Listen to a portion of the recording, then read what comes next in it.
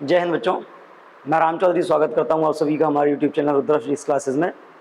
आज के इस वीडियो में हम बात करने वाले हैं resonance in series LCR circuit. साथ ही साथ हम पढ़ेंगे LCR सर्किट के लिए फ्रिक्वेंसी और करंट के बीच ग्राफ को, और जो रेजोनेंट सर्किट होता है उसकी हम बैंडविड्थ को भी फाइंड करने वाले हैं। स्टार्ट करते हैं। Resonance in series LCR circuit. तो पहले हम समझते हैं कि रेजोनेंस क्या होता है।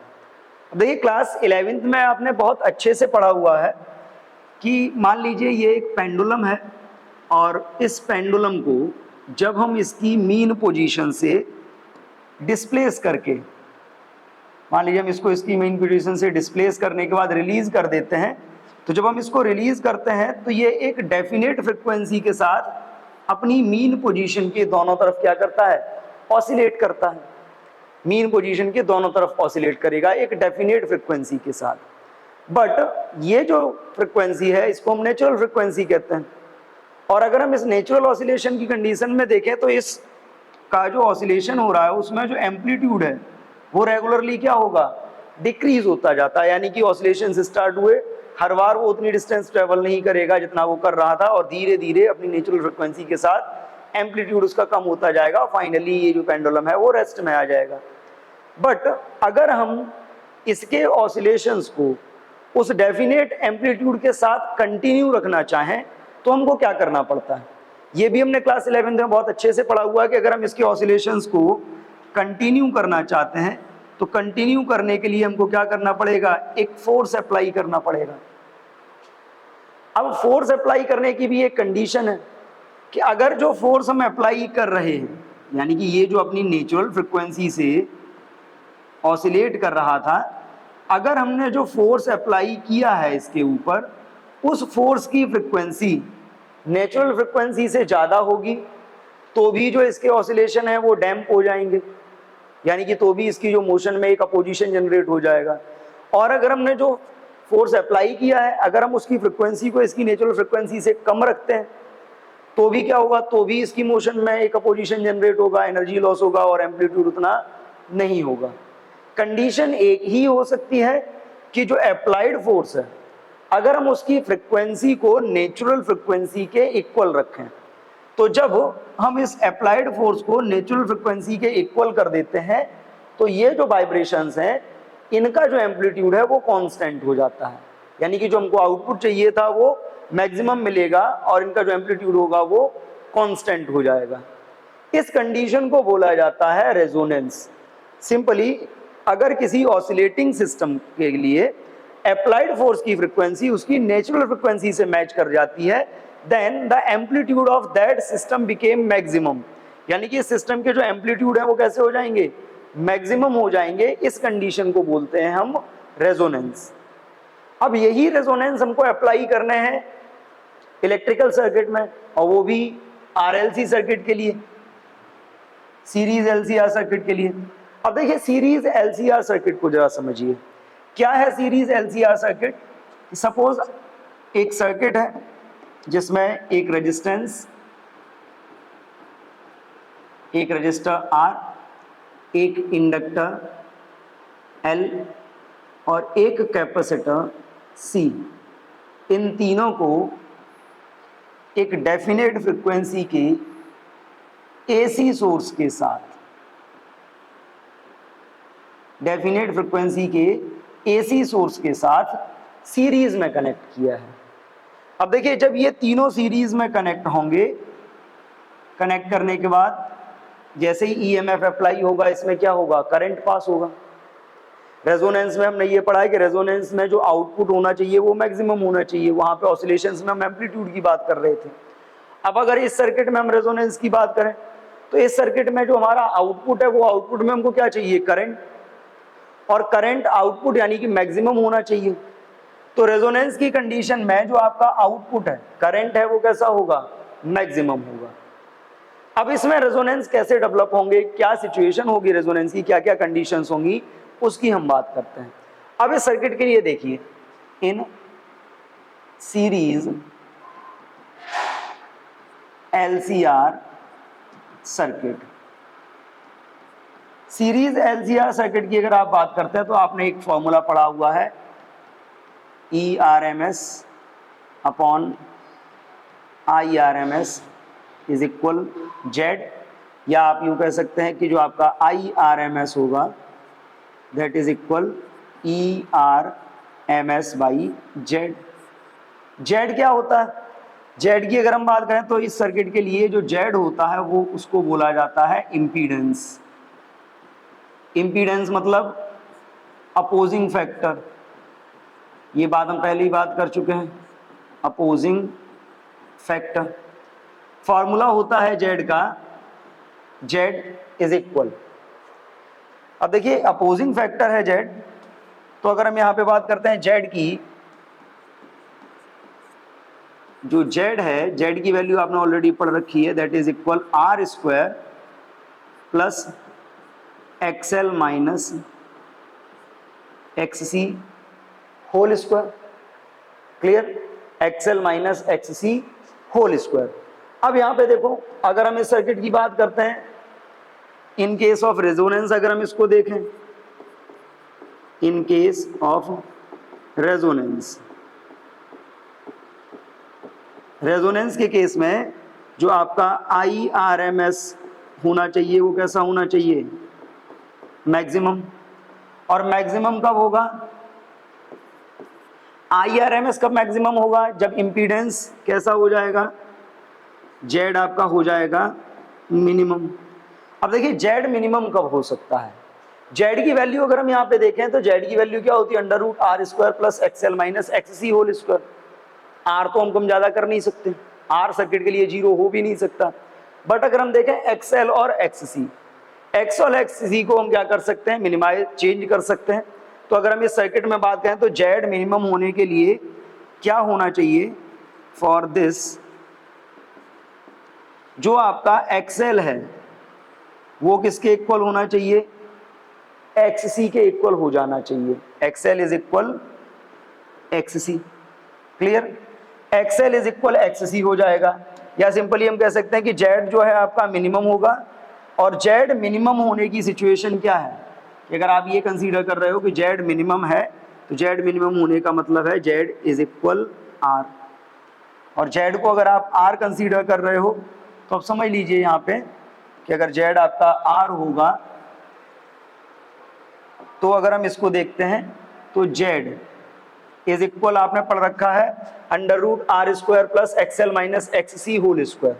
अगर ये कंडीशंस आप अप्लाई करते हो तो इस कंडीशन में आपका हो जाएगा R is equal under root R square plus XL minus X C whole square. Clear? कि रेजोनेंस की कंडीशन में आपको करंट मैक्सिमम चाहिए था, और करंट मैक्सिमम के लिए जो आपका जेड होगा वो मिनिमम, और मिनिमम जेड आर के इक्वल हो सकता है, आर से कम हो नहीं सकता। अगर ये कंडीशन हम अप्लाई कर लें तो अब देखो, जब यहाँ पे आप कंपेयर करोगे, कंपेयर करिए, स्क्वायर कर लीजिए, स्क्वायर कर लोगे तो क्या होगा? इधर का रूट कैंसिल हो जाएगा, आर स्क्वायर से R square cancel, XL minus X C whole square is equal zero, simply. तो अगर हम यहाँ से देखते हैं, यहाँ से जो आपका आएगा एक्सएल इज इक्वल क्या आएगा? एक्स सी, या simply XL minus X C is equal zero. XL is equal X C भी हो सकता है। तो ये कंडीशन हो गई आपकी रेजोनेंस की। हमको मालूम है कि रेजोनेंस की कंडीशन में हमको करंट मैक्सिमम चाहिए, और मैक्सिमम करंट के लिए सीरीज आरएलसी सर्किट में जो एक्सएल है वो एक्ससी के इक्वल होना चाहिए। अब देखिए, जब ये इक्वल इसके हो जाएगा, प्रॉब्लम इसमें नहीं है कि ये इक्वल है तो कोई दिक्कत है, इक्वल हो गया, ये इक्वल होगा कब, उसके लिए भी हमको कंडीशन समझनी है। अब देखिए, एक्सएल के बारे में आपने ऑलरेडी पढ़ रखा है, एक्सएल इज इक्वल क्या होता है? Omega L. एक्ससी इज इक्वल होता है 1 बाई ओमेगा सी। हम इसको क्रॉस करते हैं, ओमेगा को इधर लेके आएंगे, ओमेगा को इधर लेके आएंगे तो ये क्या हो जाएगा आपका? ये हो जाएगा आपका omega square is equal 1 upon, omega इधर आ जाएगा, एल अपॉन में चला जाएगा एल सी। या सिंपली अगर हम इसको चाहें तो हम इसको ये भी लिख सकते हैं omega is equal 1/√LC। Clear? अब यहाँ पे देखो ओमेगा की वैल्यू भी आपको मालूम है, आप ऑलरेडी पढ़ चुके हो कि जब आप ओमेगा की बात करते हो तो ओमेगा जो होता है, ओमेगा की वैल्यू होती है 2πf। ओमेगा किसके इक्वल होता है? 2πf के। और 2πf इज इक्वल क्या हो जाएगा? 1/√LC। अगर हम 2π को ट्रांसफर कर लें तो ये क्या होगा? f इज इक्वल, 2π को ट्रांसफर कर लेते हैं तो f is equal 1/√LC। Clear? अब यहां पे देखो सिंपली, अगर हमको किसी सर्किट में इलेक्ट्रिकल रेजोनेंस प्रोड्यूस करने हैं तो in case of electrical resonance जो IRMS है, यानी कि सर्किट से करंट होने वाला जो पास है, वो सर्किट से पास होने वाला जो करंट है वो कैसा होना चाहिए? मैक्सिमम होना चाहिए। और करंट मैक्सिमम तभी होगा इस फॉर्मूले से अगर हम देखें कि जो Z है वो मिनिमम हो जाए। Z मिनिमम मतलब R के इक्वल। अगर हम इस कंडीशन को फॉलो करते हैं तो Z का फॉर्मूला हमने ऑलरेडी पढ़ा हुआ है, Z इज इक्वल होता है, आपने ऑलरेडी पढ़ा है, R² plus XL minus XC whole square. अगर हमने Z की वैल्यू R रख ली और ये वैल्यू हमने इसमें प्लेस कर ली तो यहाँ से हमको एक इक्वेशन मिलेगी, XL minus XC is equal 0। That means XL is equal XC। और वी कैन से XL की वैल्यू अगर हम ओमेगा L रखते हैं, XC की वैल्यू हम ओमेगा C रखते हैं तो हमको मिल जाता है ओमेगा इज इक्वल 1/√LC, या ओमेगा की वैल्यू आप 2πf रख देते हो तो f इज इक्वल हो जाता है 1/2π√LC। अब यहाँ पे देखिए, यहाँ पे अगर हम बात करते हैं, ये जो आपका ओमेगा है इसको बोला जाता है resonant angular frequency. Resonant angular frequency. और जो आपका f है, इस f को बोला जाता है resonant frequency. Resonant frequency. Clear? तो अगर हम इसको लिए चाहें तो हम इनके दोनों के सफिक्स में R यूज कर सकते हैं। तो रेजोनेंस को आप फिर समझ लीजिए कि रेजोनेंस की कंडीशन ये मिलती है हमको RLC सर्किट में कि अगर किसी सीरीज LCR सर्किट में XL इज इक्वल XC हो जाए, और हम ये कह सकते हैं कि XL इज इक्वल XC हो जाए, या जो आपका ओमेगा R है वो 1/√LC के इक्वल हो जाता है, तो इस कंडीशन को बोला जाता है रेजोनेंस। और इस कंडीशन में जो सर्किट है, सर्किट से पास होने वाला करंट मैक्सिमम होता है। क्लियर? बात करते हैं आगे। अब देखिए रेजोनेंस में करंट तो मैक्सिमम हो गया। अब अगर हम सीरीज LCR सर्किट के लिए करंट और फ्रीक्वेंसी के बीच ग्राफ की बात करें, यानी कि सीरीज LCR सर्किट जो आपका है उसमें फ्रीक्वेंसी के अकॉर्डिंग करंट कैसे चेंज होता है, वो बात एक बड़ा कॉमनली समझिए। कैसे चेंज होगा वो समझिए। अब यहाँ पे ग्राफ के लिए मान लीजिए हम कुछ इस टाइप से कर लेते हैं।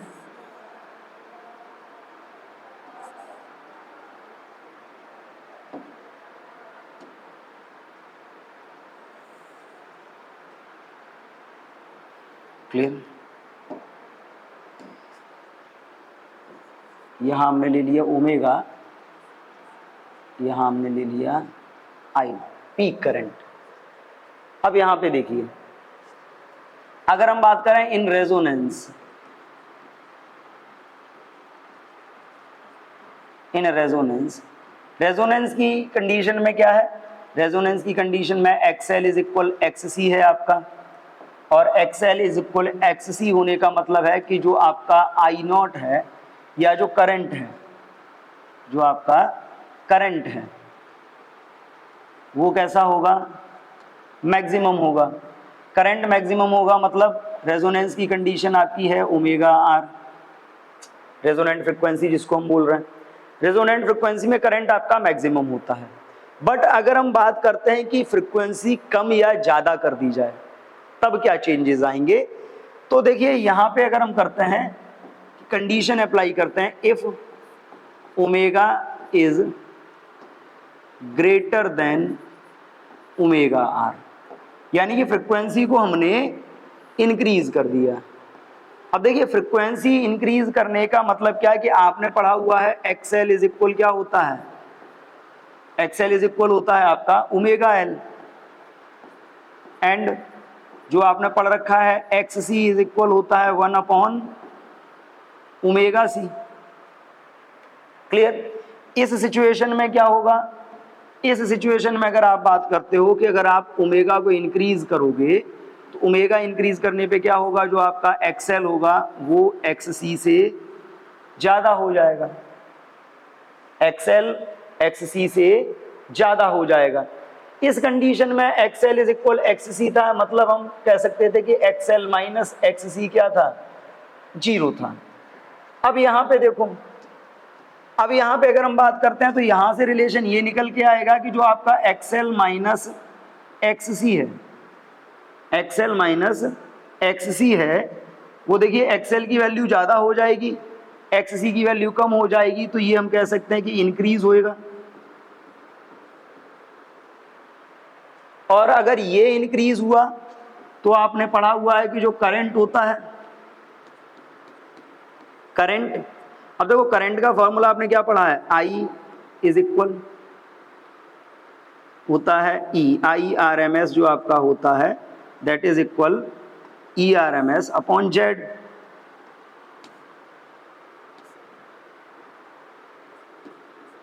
आई R M S is equal क्या होता है, E R M S upon Z. अब देखिए E R M S upon Z, हम इस सर्किट के लिए जेड की पहले बात करते हैं। जेड आपको मालूम है कि जेड इज इक्वल होता है under root R square plus X L minus X C whole square. Clear.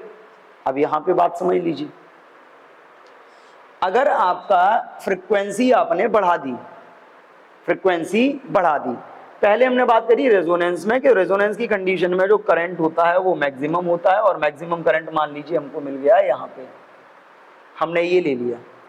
इसके बाद अगर हम फ्रीक्वेंसी को रेजोनेंट फ्रीक्वेंसी से इंक्रीज कर रहे हैं तो इंक्रीज करने पे क्या होगा, एक्सएल और एक्ससी की वैल्यू, एक्सएल होता है ओमेगा एल, एक्ससी होता है 1 ओमेगा सी।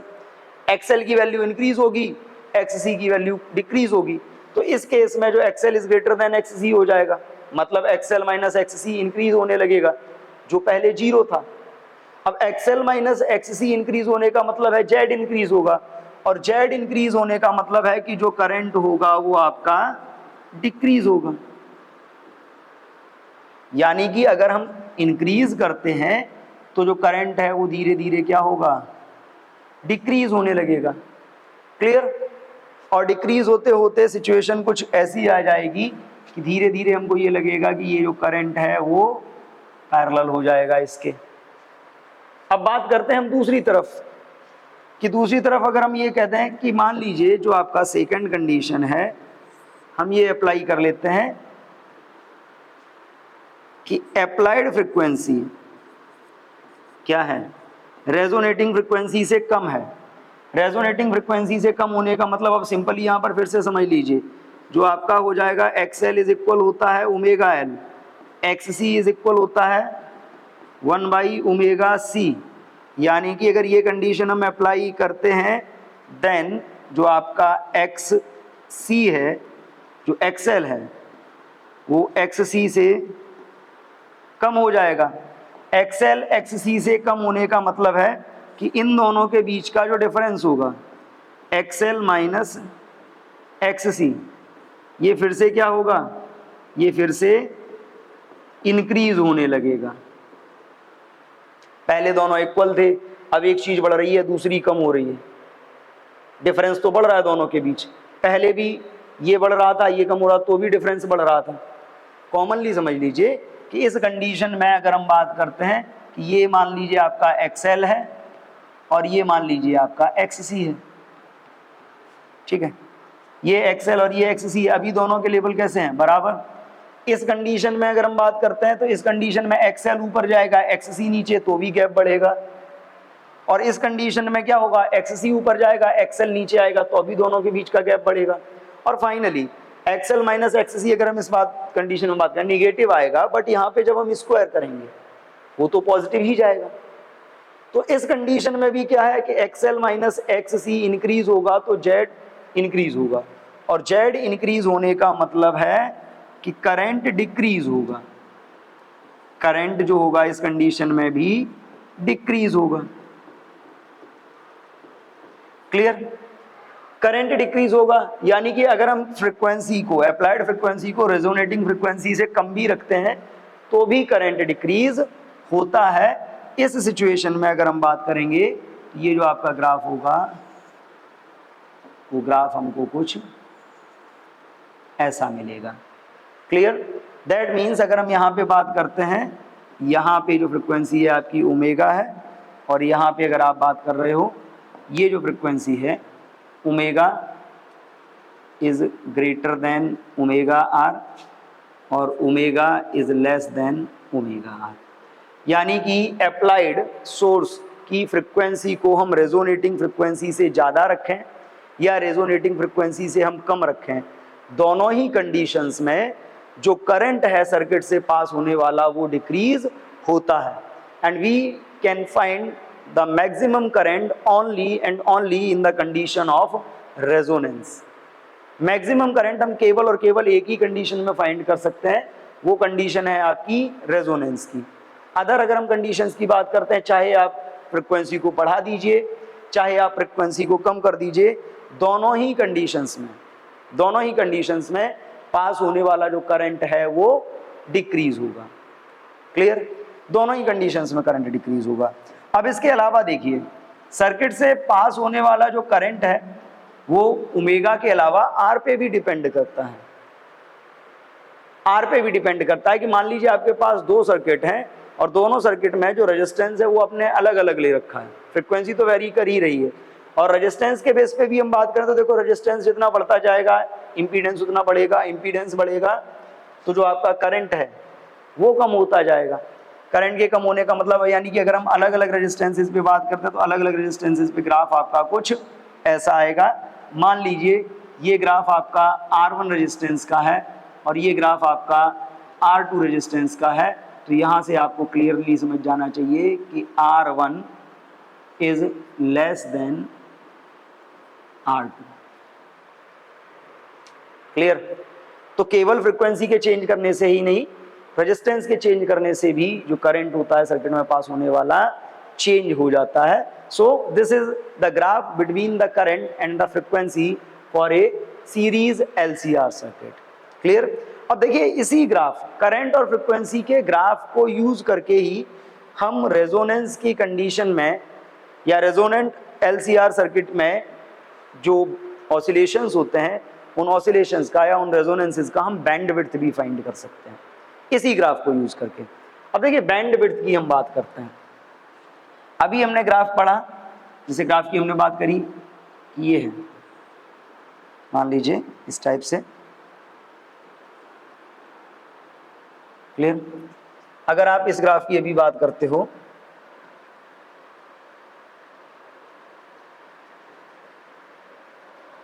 क्लियर? अब जरा इसका ग्राफ देखिए, मान लीजिए ग्राफ आपने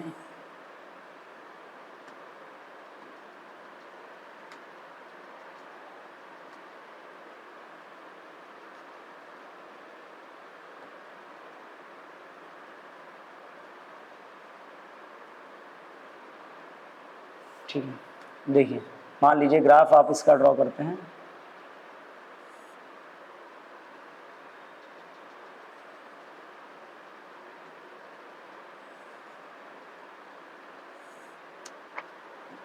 ओके, ये ग्राफ आपको मिलता है। अब यहाँ पे मान लीजिए ये जो पॉइंट है, इस पॉइंट पे आपको जो करंट मिला है IRMS जो है आपका, वो कैसा है? मैक्सिमम है। अगर यहाँ पे आपका IRMS मैक्सिमम है तो IRMS मैक्सिमम होने का मतलब है, ये आपकी कंडीशन थी ओमेगा R। इस कंडीशन में अगर हम बात करते हैं तो for maximum power,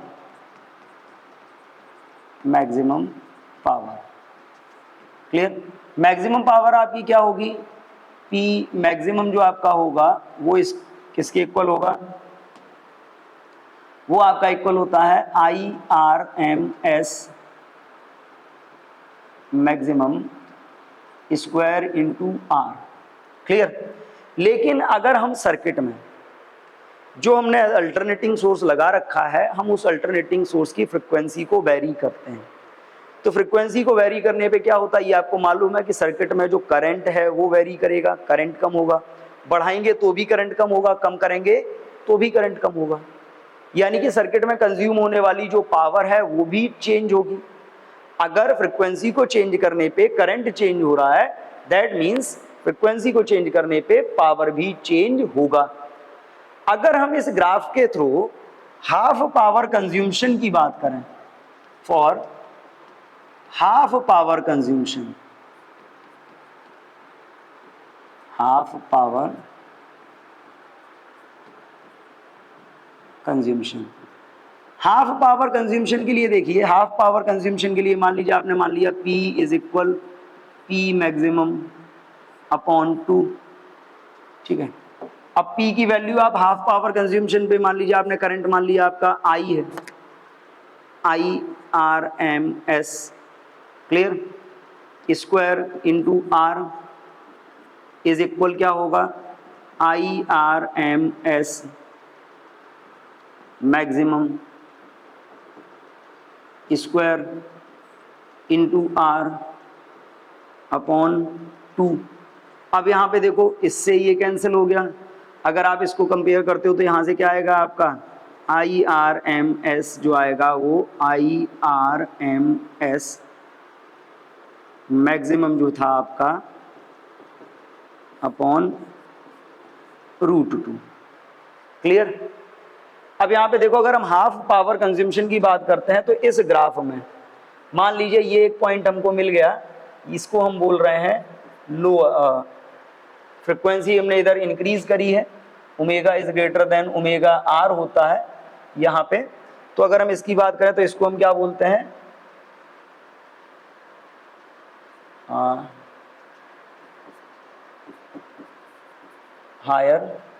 high frequency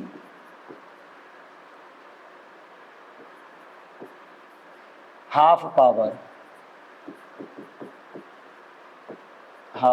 point. और मान लीजिए इधर हमने एक दूसरा पॉइंट ले लिया सेम, इसको हम बोलते हैं लो फ्रिक्वेंसी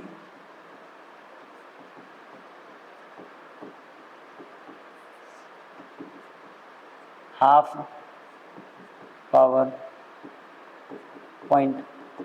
अब यहाँ पे देखो, ये पॉइंट हमको मिल गए।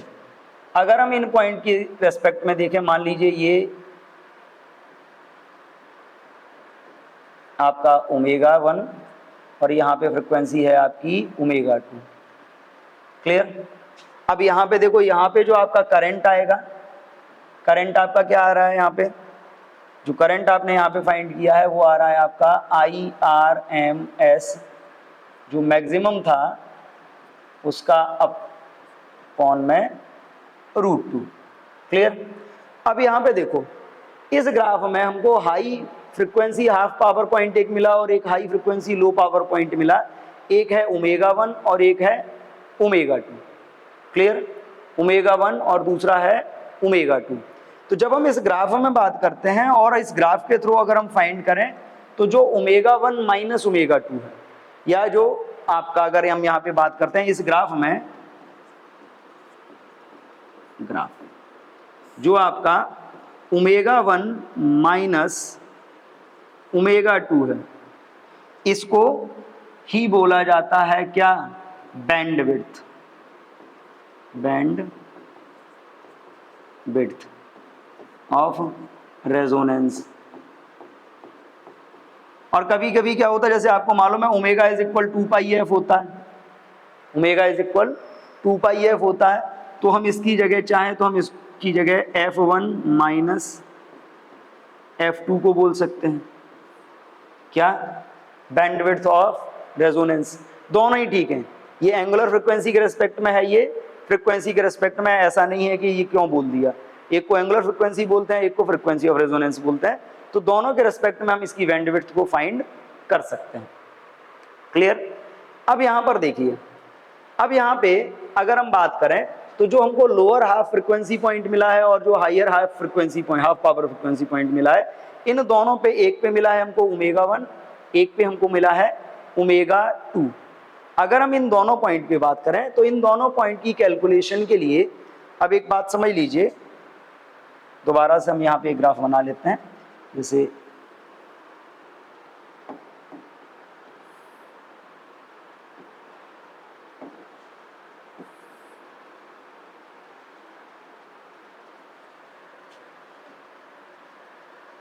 क्लियर, देखिए, और जो हमको ये आपका ओमेगा आर है, एक पॉइंट ये मिला है, एक पॉइंट ये, इसके रेस्पेक्ट की फ्रीक्वेंसी ओमेगा 2, इसके रेस्पेक्ट में ये फ्रीक्वेंसी ओमेगा 1। क्लियर, ये आपका IRMS मैक्सिमम का पॉइंट है। और यहाँ पे जब आपने बात करी है तो ये जो आपको करंट मिल रहा है, ये आपका IRMS जो मैक्सिमम था इसका अपॉन √2 मिला है। क्लियर, अब यहाँ पे देखो, अब इन दोनों करंट को अगर हम कंपेयर करें, इन दोनों करंट को अगर हम कंपेयर करते हैं, मैक्सिमम वाले के हिसाब से कंपेयर करें या लोअर वाले के हिसाब से कंपेयर करें, तो कंपेयर करने पे हमको मिलने वाला क्या है वो भी समझ लीजिए। जैसे अभी हमने बात करी थी कि एक को हमने बोला था high power, high half power frequency,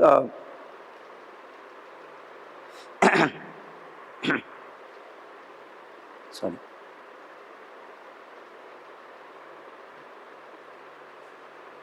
okay,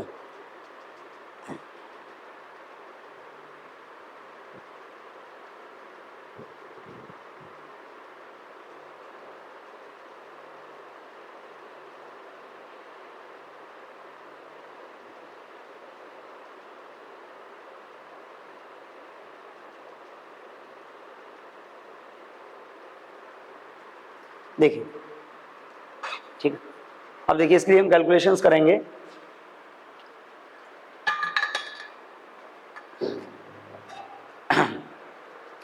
अब यहाँ पे देखो, अगर इस ग्राफ में हम बात करें तो पिछले वाले से आपको एक रिलेशन मिला, IRMS इज इक्वल क्या है, IRMS maximum upon √2।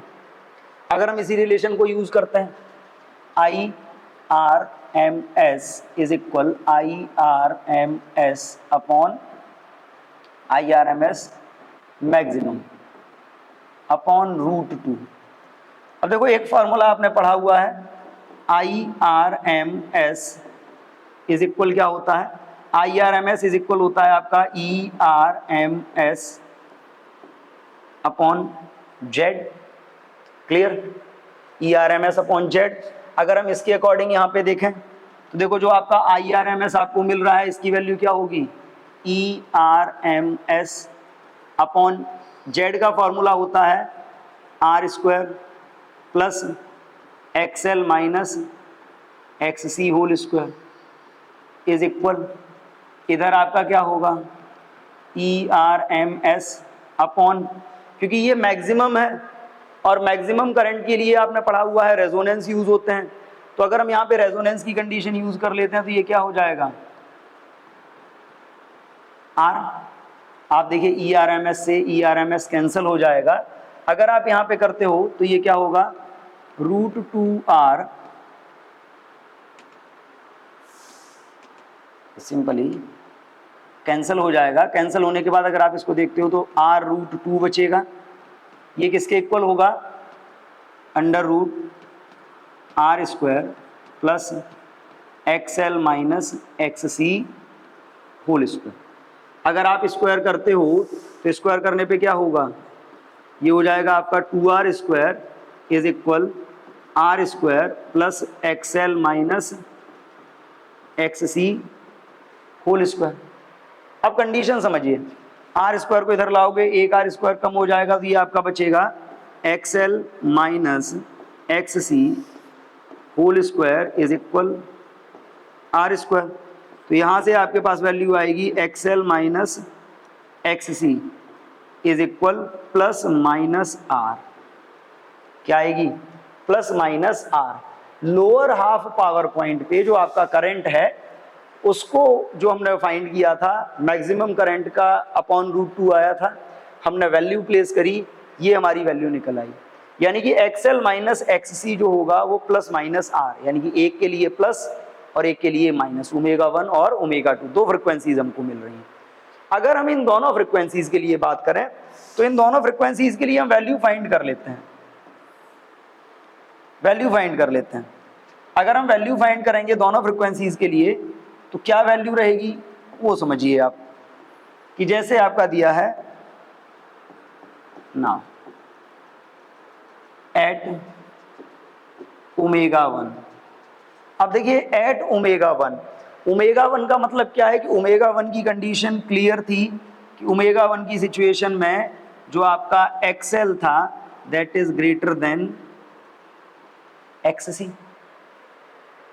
XL is greater then XC, clear है। ω1 पे जो आपकी फ्रिक्वेंसी है वो बढ़ेगी, क्योंकि आपने फॉर्मूला पहले से पढ़ा हुआ है, जो आपका ω_L होता है वो होता है XL, और जो आपका ω_C होता है वो होता है 1/ωc, क्लियर। अगर आप ये फॉर्मूला अप्लाई करते हो तो ω1 हायर फ्रिक्वेंसी पॉइंट है, और हायर फ्रिक्वेंसी पॉइंट की जब आप बात करते हो तो हायर फ्रिक्वेंसी पॉइंट पे जो आपका मिलेगा वो आपका क्या आएगा, XL is greater then XC। अब XL is greater then XC की कंडीशन में कौन सा आपका निगेटिव रहेगा, कौन सा आपका पॉजिटिव रहेगा, तो वो भी समझ लीजिए।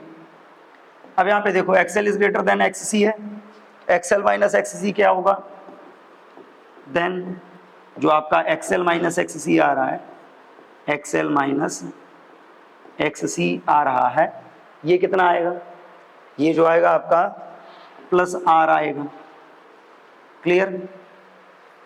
XL माइनस XC जो आएगा आपका वो प्लस R आएगा, क्लियर है। दूसरा अगर हम बात करते हैं कि दूसरा ω2 पे एट ω2, अब यहाँ पे देखो XL माइनस XC की आपने बात करी है, वैल्यू पहले रख ही लेते हैं हम इसको। XL की वैल्यू क्या है, ω_L, क्लियर। ये हो जाएगा आपका ω1L माइनस, देखिए ये जो आपका होता है वही मिस्टेक, यहाँ पे थोड़ा सा मिस्टेक है, इसको हम ω1 मानेंगे बेटा, इसको, और इसको क्या मानेंगे, ω2, क्लियर है। एक ω1 और एक ω2, तो ये हो जाएगा आपका ω1 और ये हो गया आपका ω2। अब यहाँ पे देखो थोड़ा सा चेंज करेंगे, अगर ये ω1 और ये ω2 है तो ऐड ω1 पे लोअर है, लोअर फ्रिक्वेंसी का मतलब है कि इस कंडीशन में जो आपका XL है that is less then XC, XL is less then XC है। अब देखिए यहाँ पे अगर आप वैल्यू रखते हो तो XL is equal less than XC होने का मतलब है XL minus XC is equal minus R। XL की value ω_L minus 1/−R, equation number 1। दूसरा हम करते हैं किस पे, एट ω2। अब ω2 की कंडीशन में देखो, ω2 की कंडीशन में जो XL है that is greater then XC, तो XL is greater then XC होने का मतलब है कि सिंपली जो आपका XL माइनस XC है वो कितना होगा, plus R। XL minus XC plus R हो जाएगा। XL की वैल्यू आपकी हो जाएगी ω_L minus 1/ωc is equal plus R, ये हो गई इक्वेशन नंबर 2। तो अब इस ग्राफ से देखो, इस ग्राफ से हमको दो मिल गए, XL माइनस XC एक बार माइनस R मिल रहा है, और ω2 पे हमको मिल रहा है XL minus XC is equal plus R। दो इक्वेशंस मिली। अगर हम इन दो इक्वेशंस को, पहली इक्वेशन हमको क्या मिली है, नोट कर लेंगे हम यहाँ पे। फर्स्ट इक्वेशन हमको मिल रही है ω_L minus 1/ωc is equal minus R, equation number 1। और दूसरा हमको मिल रहा है ω_L। अब उसमें भी देखो सिचुएशन है, ये ω1 के लिए है और ये किसके लिए है, ω टू के लिए था। तो अगर हम यहाँ पे बात करते हैं तो ये मिला ओमेगा 1L माइनस 1/ओमेगा 1C is equal minus R. ये आपका ओमेगा 2L माइनस 1/ओमेगा 2C is equal plus R, equation number 2। आप क्या करिए, आप दोनों इक्वेशंस को ऐड कर लीजिए। नाउ इक्वेशन 1 + 2, ठीक है।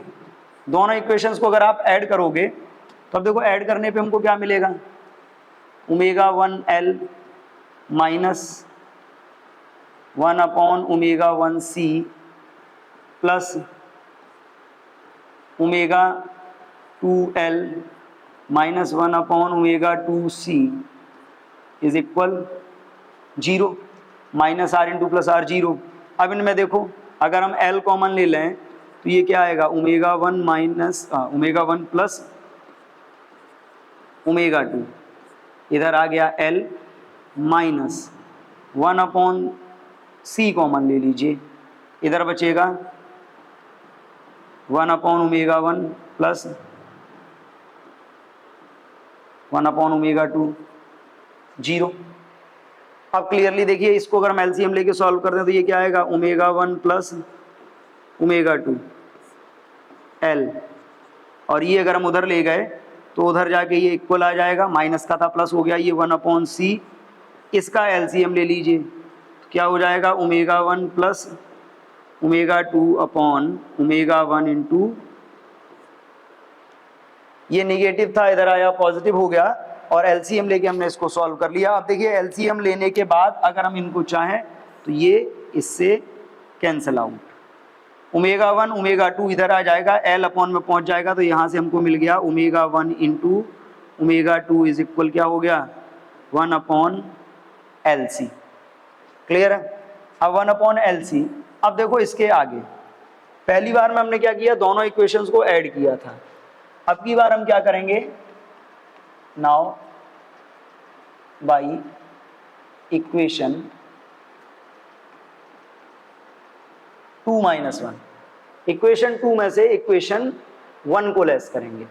क्लियर।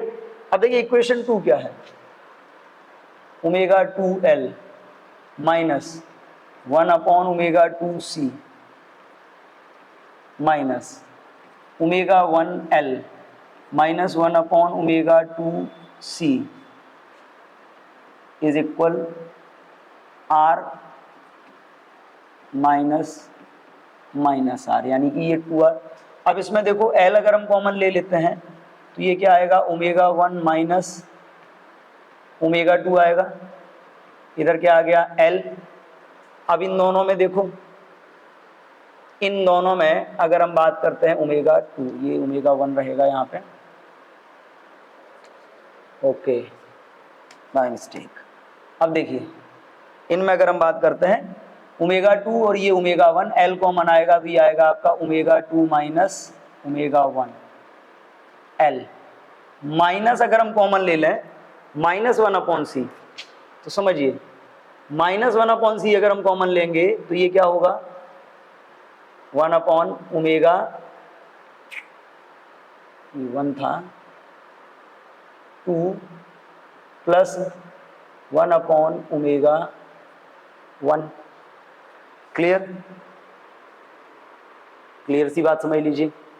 ये माइनस हमने कॉमन ले लिया, या इसको हम लिख लेते हैं एक बार थोड़ा सा डिटेल में, L वाले में हमने कॉमन ले लिया, इसके बाद हम इसको लिखते हैं, ये है आपका माइनस 1/ओमेगा 2C, माइनस इंटू माइनस क्या हो जाएगा, plus 1/ओमेगा 1C is equal 2R। अब यहाँ पे देखो अगर हम यहाँ पे माइनस 1/C कॉमन ले लेते हैं या प्लस 1/C कॉमन ले लेंगे, कॉमन लेते हैं L माइनस, ये क्या होगा, इसमें अगर आप बात करते हो तो 1/C कॉमन ले लो, ये क्या आएगा 1/ओमेगा 2 माइनस 1/ओमेगा 1। -1/c कॉमन लिया तो 1/ω2, ये माइनस हो जाएगा -1/ω1। अगर हम यहाँ पे प्लस ले लेते हैं कॉमन तो ये क्या हो जाएगा, अगर हमने यहाँ पे प्लस कॉमन ले लिया तो अब ये आपका रहेगा 1/, अब देखिए +1/c कॉमन लिया है, प्लस वाला पहले आएगा 1/ω1 माइनस 1/ω2 इज इक्वल 2r। करिए जरा solve. ω2 minus ω1 L plus 1/c, bracket वाला सॉल्व करोगे तो ये क्या हो जाएगा, ω2 minus ω1 upon ω1 into ω2 is equal 2r। देखिए ω1 इंटू ω2 की वैल्यू क्या होती है, 1/, तो ये आप वैल्यू रखोगे तो ये क्या हो जाएगा, ω2 माइनस ω1 L प्लस 1/c, ये वैसे ही रहेगा ω2 माइनस ω1 अपॉन ω1 इंटू ω2 की वैल्यू होती है 1/LC, 1/LC। क्लियर। इस c से ये c कैंसिल, किसके इक्वल, 2r के इक्वल। अब देखिए ये l कहाँ जाएगा, ऊपर, तो ये क्या हो जाएगा आपका ω1 माइनस ω2 L प्लस ω2 माइनस ω1 था, ω2 माइनस ω1, इसमें भी L ऊपर पहुंच गया, that is equal 2r। Add करोगे तो 2ω1 minus ω2 minus ω1 is ω2 minus ω1 L, ये कॉमन है दोनों में, इज इक्वल क्या होगा 2r। 2 से 2 कैंसिल, 2 से 2 कैंसिल हो गया, तो 2 से 2 कैंसिल होने पे यहाँ पे क्या बच रहा है हमारे पास, यहाँ पे हमारे पास बच रहा है ω2 minus ω1 is equal r/L। Clear, r/L आ रहा है हमारे पास। अब यहाँ पे देखिए, अगर हम यहाँ पे जो आया हमारे पास ω2 माइनस ω1 इज इक्वल आया है r/L। अगर हम यहाँ से बात करें तो ω2 की वैल्यू क्या होती है, 2 πf2 minus 2 πf1 is equal क्या है r/L। 2 पाई कॉमन ले लीजिए, f2 minus f1 is equal r/L। Clear. अगर हम यहाँ से 2 पाई को ट्रांसफर कर लेते हैं तो क्या आएगा, f2 minus f1 is equal r/2 pi into L। ये जो आपका आया है ये फ्रीक्वेंसी फॉर्मूला, इसी को बोला जाता है band width of resonance. Clear. आप समझ लीजिए, जैसे हमने स्टार्ट किया था यहाँ से, तो अब अगर हम यहाँ पे बात कर रहे हैं तो ये जो आपका ω2 माइनस ω1 है, सॉरी ये हमने पहले गलत लिया हुआ था, तो ω1 ये था, ω2 हम इसको लेंगे, तो ये जो आपका f2 माइनस f1 आएगा, this is called the band width of resonance. और ये जो बैंड विड्थ ऑफ रेजोनेंस है, हमने यही जो ग्राफ हमने ड्रॉ किया था बिटवीन फ्रीक्वेंसी एंड करंट, उसी ग्राफ को यूज करके फाइंड किया है band width of resonance. Simply the difference in frequency at which we will get the lower half power point or the higher half power point frequency। clear। अगर हम बात करें तो आज इस वीडियो में हमने रेजोनेंस के बारे में समझा, करंट और फ्रीक्वेंसी के ग्राफ के बारे में समझा, और साथ ही साथ हमने bandwidth of series resonance LCR circuit की बात की। आज के इस वीडियो में इतना ही, मिलते हैं नेक्स्ट वीडियो में नेक्स्ट टॉपिक के साथ। तब तक के लिए थैंक यू एंड जय हिंद।